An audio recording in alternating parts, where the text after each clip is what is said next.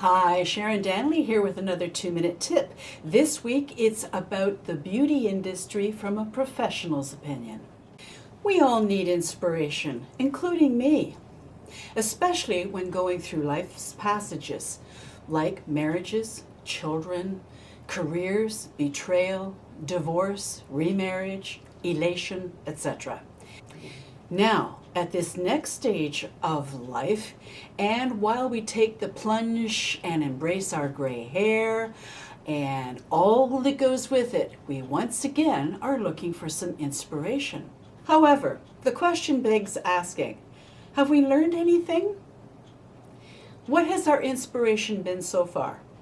Fashion magazines, billboards, all aspects of media and celebrities touting rake-thin bodies, lifted faces and other body parts, anti-aging forever, and perfect living at the cost of everything you can possibly spend in time and money. Oh, and the underlying message is, if you don't feel good about yourself because you are slowly aging, your hair is diminishing while your waistline is expanding, your body is losing its strength and ability in any number of ways, and your face is changing at warp speed, we are marketed to feel bad about ourselves. The message? If you just don't age, all will be well. And why is this the way it is? So that we will continue to buy and buy and buy and keep the multinational corporations rubbing their hands in glee over their gold. Why do you think they don't market to us, except to tell us we're old in a negative way, thereby keeping our self-esteem in the abyss? Money. This look can be achieved if you buy this elixir or that product, and it will melt the years away. The thing is, we're a hell of a lot more savvy and question at this age. Or do we? I'm noticing that some of us still fall prey to the lifestyle models as they are touted for our age group, for makeup and hair products, for the newly emerging gray-haired set.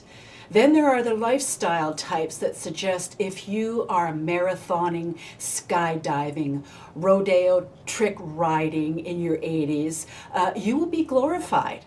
Or then there's us old dolls looking ridiculous in fashion-forward looks that are great on 20-somethings, and even then it's kind of questionable, but laughable on us. Then there's the skin-tight, boob-revealing clothing suited for a 19-year-old. Again, still questionable in my opinion. Yikes! That line of inspiration and unattainable whatever rears its head in our demographic yet once again. Now, most of the inspirational pictures you see are professionals, perfect lighting, stylists, makeup and hair people, and then they are photographed big time, often with filters. And of course the models border on anorexia with extensions, facelift, and in the wardrobing department, well, that's a whole other bag of tricks. Remember when Diane Keaton and Jane Fonda were out of the scene, so to speak, for a few decades or so? When they came back happily revealing themselves for all to see, it was clear later that somebody had got to them. As they started reclaiming their footprint on the Walk of Fame, don't you know they ended up with facelifts and all that goes with it? Now, Diane Keaton is a spokeswoman for L'Oreal, I believe. Total facelift, extensions, etc. And that's great, as there are so many options available to us. Except the advertisement suggests it's just a tiny, teeny little bit of help from this bottle of whatever you can buy, and you can look like this too. Now, don't get me wrong, I'm all for putting your best foot, face, and front forward, but I really like to see some, dare I say, honesty. And I'd like to see some variety in size, ethnicity, and ability.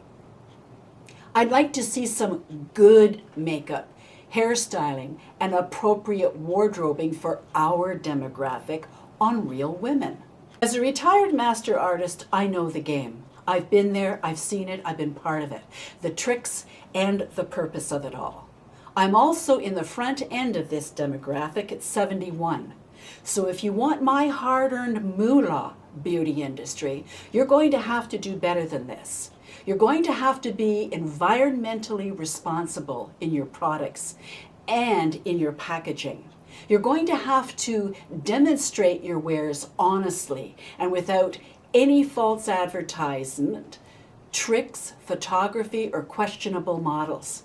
You'll have to show me women in my age group, not 30 years my junior.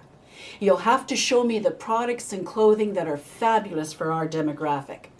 And equally important, stop the anti-aging, anti-wrinkle propaganda used to keep our manufactured self-esteem in the gutter. Make these changes and I'm right there with you. Don't? Well, you know. Okay, the soapbox is away and the doors are closed. We'll see you next time.